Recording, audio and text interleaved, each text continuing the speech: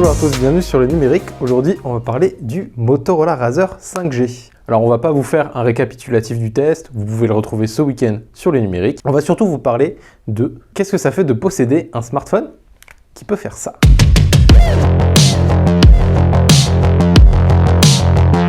Alors, c'est un retour d'expérience sur environ une semaine. Ce qu'on peut en dire, c'est plutôt cool. C'est assez grisant à utiliser. Motorola, son pari est surtout placé sur la nostalgie. Ce nom Razr va forcément vous dire quelque chose puisqu'il s'agit d'un retour dans le passé avec la marque Razr qui, pour rappel, était des smartphones à clapet. Ce qui faisait la spécificité des Razr, c'était l'écran qui était à l'extérieur, qui faisait qu'on pouvait avoir quelques informations sans avoir besoin d'ouvrir son téléphone.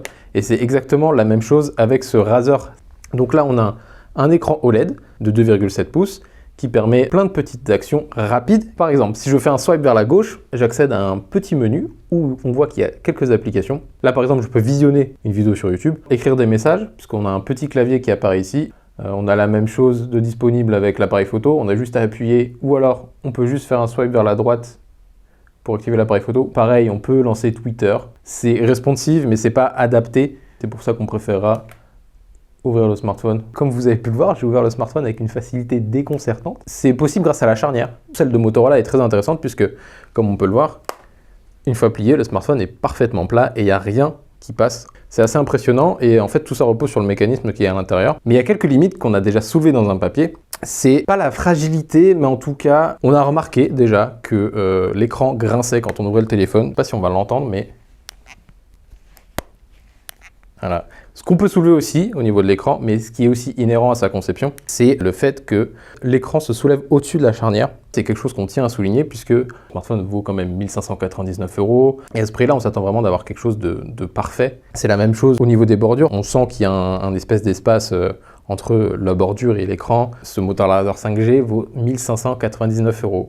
Mais à l'intérieur, on pourrait s'attendre à du haut de gamme et c'est pas vraiment le cas, puisqu'on a un Snapdragon 765G, on a 2800 mAh de batterie et un module photo unique de 48 mégapixels. Le Snapdragon 765G embarque un modem 5G directement en son sein. Pareil pour la batterie, on a une faible batterie parce que en fait, le smartphone est vraiment très fin, déplié ou plié. Ça entraîne forcément des concessions. Si on regarde d'un point de vue spécifique sur les performances, ça reste un smartphone milieu de gamme. Alors il le fait bien, mais est-ce qu'on a vraiment envie de dépenser 1 599 € dans un smartphone milieu de gamme ?